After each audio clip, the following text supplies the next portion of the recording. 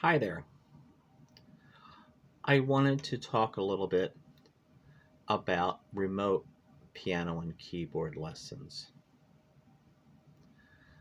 This is an option that I first started providing in a response to the pandemic back in 2020. But since that time, I have actively promoted this option.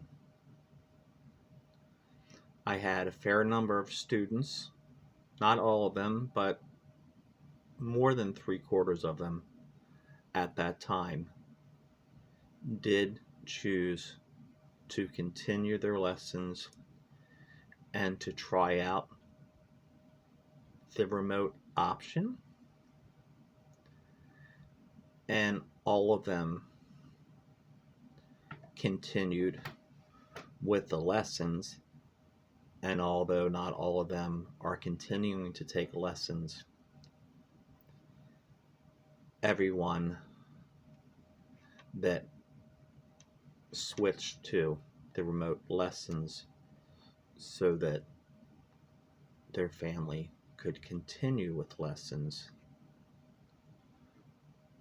were happy with that option, and no one that discontinued at any point since then discontinued because they felt that the remote option was not a viable one, because once things cleared up more with the pandemic and vaccinations were rolled out and so forth, as people became more comfortable with the whole idea of having lessons in their home or of resuming having me personally visit their home for the lessons, all of these families had gotten so accustomed to this new way of doing lessons that literally no one asked me if I was willing and able to and comfortable and could work out in my schedule,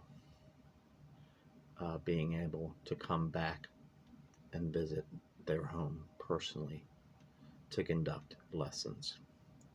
So there are people, of course, when they inquire about lessons, especially if and when that's the only options and the only openings that I have in my schedule, would require that they do the lessons remotely if traveling out to their home is something that would preclude me from being able to keep my commitments to my other remote students when I need to be back at my home, at my piano. Um, they want to know if the lessons are effective and if students can really learn and progress by taking piano and keyboard lessons remotely. And the answer, I can say definitively and confidently, is yes. Not just based on what I shared with you about my students that converted to remote lessons that never asked me to come back once the pandemic um, had become much more under control and vaccinations were rolled out and so forth. But I can tell you, just from the students that I've even enrolled in the remote option, once that became available and I got new students in and new families that I'd never met or worked with yet, I can tell you that parents are happy with the lessons being conducted this way. More initially, there would have been a lot of children that had kind of gotten used to learning remotely during the pandemic when school classes were being conducted that way. But now that we're in 2023 at this point, there are 5 and 6 and 7 year olds who were not in school yet at the time that the pandemic hit and during the time that school classes were being conducted remotely. But students do make good progress. There are many students now at this point that have only done remote lessons with me and have participated in recitals. There's people that have done lessons remotely that have written good reviews about my services. And the main thing to keep in mind as to why they're effective is basically because I can see and hear my students. They can see and hear me. I'm sitting at my piano when I do remote lessons. They're sitting at their piano, and I can play through a song that they're working on so they can hear how it sounds before they start, in the case of short little songs that are in beginning lesson books. Students that are further along and are maybe working on pieces, if there's a part of a piece that they're working on that needs a little more work, I can play through that for them, so they can hear how it's supposed to sound. And a lot of what helps me too, and I go over this when I do my free meet and greets for people that are considering enrolling and doing remote lessons. The important thing is that I can kind of see their face and their hands and the piano keys. So that's why during the meet and greet that I do with families remotely, that we make sure we work out the logistics of how they're going to set up the camera and whatever device they're going to be using so that I can see them, because since I'm not there in person, it is important that I can pick up on cues and other things that I was more used to seeing and still do see, of course, with students that I visit personally. But to be able to see their face and their body language so I can see, do they look puzzled? Do they look like they're in a bad mood? If something's going on, just kind of assess what's going on with them, as a whole person. Are they in good spirits? Do they look like they understand what's going on? And that sort of a thing. So,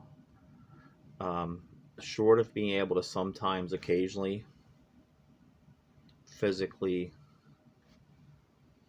move a kid's hand or something to another part of the piano, I can always show them, when they're beginners, if they're confused about where to put their hands and stuff like that, I can always aim the camera on my hand and on my piano keys to show them things like that. Use the camera to show them how they curve their fingers.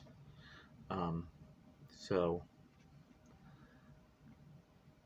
in short, it's very effective.